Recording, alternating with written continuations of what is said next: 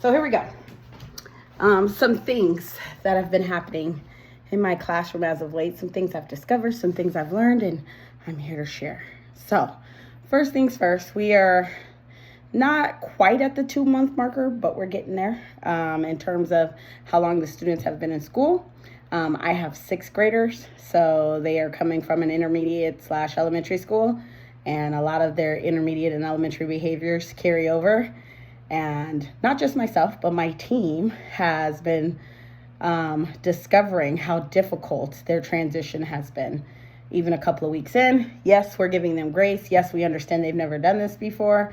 Nobody's rushing the process, but we're almost the 8-week marker, and we're still having to explain, like, sit down in the classroom, right? We're still having to explain, and things that I'm sure every teacher is going through. Put your name on your paper, right?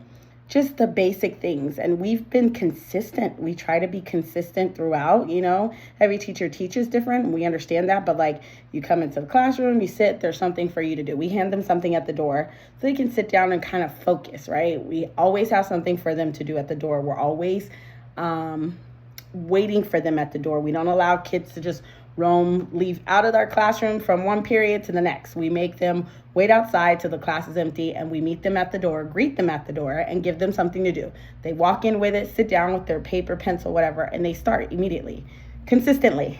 We are still struggling with that. There are kids that come in and they're sitting, they're staring off into space, they raise their hand. What are we supposed to be doing?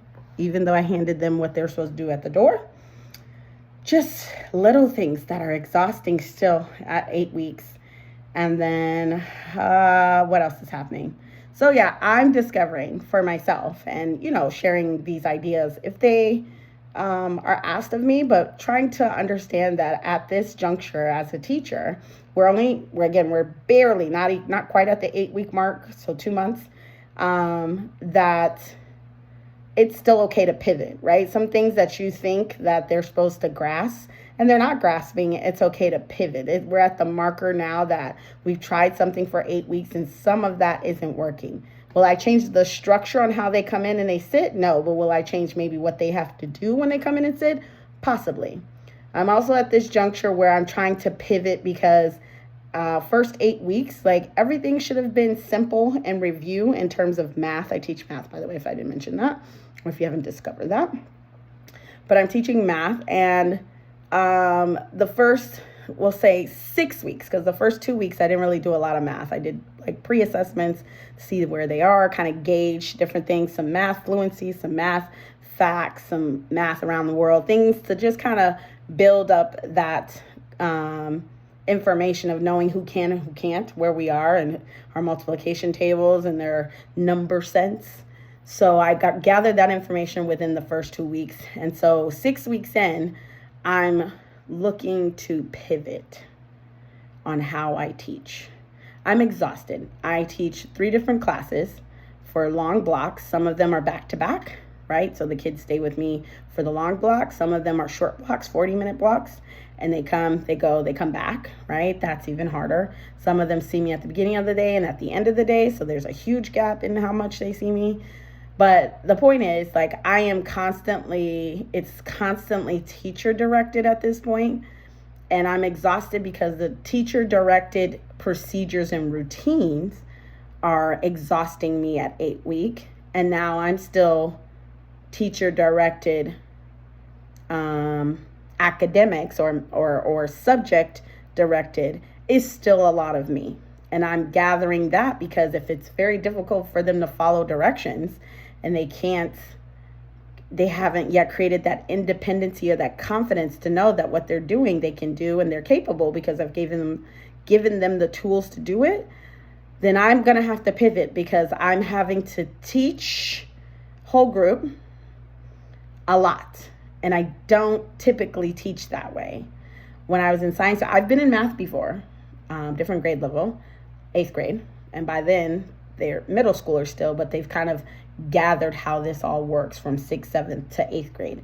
The 6th graders are still struggling with how this changing of classrooms and things, lockers, responsibility, turning in their stuff for different teachers. They're still trying to figure that part out, and there's grace a little bit there. But this teaching, I hate to say, like the COVID kids, like some of these small things that I'm having to teach is exhausting me because I'm still teaching whole group. And I'm teaching 3 times a day because I see the 3 different classes all throughout the day, right? And I'm exhausted all around. And so I need to pivot, and I feel like they need a pivot. Not that they need something new, but maybe a new way that they need to learn. And so I guess I'm just here to share that, it may make some teachers uncomfortable but to pivot because they've been in a routine for 8 weeks and they don't want to change it. But let me tell you, I am the queen of a pivot, or the queen of adding something to the mix, right? Or adding a small concept and doing it for a little bit to see if it works. I don't just introduce something and then immediately change it. No, that's not how I operate. I introduce it and I try to give it a minute to see what are the good aspects of it, what are the negative aspects of it, and how I can either adjust or pivot. And so I'm at a pivotal point, and it's kind of a good point because a lot of things are going to change school related. In terms of how our homerooms are going to stay the same, but there's a small group that we see daily as well for, intervention in reading and math. And we create those groups within our math department, 6th, 7th, and 8th grade teachers. And so that's about to pivot. We're about to shuffle kids around so that the teachers that can focus on certain skills will get those students, blah, blah, blah, blah, blah, blah, and so forth and so forth. So we're about to pivot there 8 weeks in, right? We were getting to know the students in our homerooms, and now we have a proper assessment of who needs to go where and what supports they may need. So we're about to pivot with that. I feel like it's a great pivot for myself in my own classroom to try to introduce some things to help the students become a little bit more independent and a little bit more confident that I'm giving them the tools they need to succeed, because there's a lot of neediness. Miss, right after teacher-led directions. They can do it when I'm standing there, but the moment I stop standing there, there's this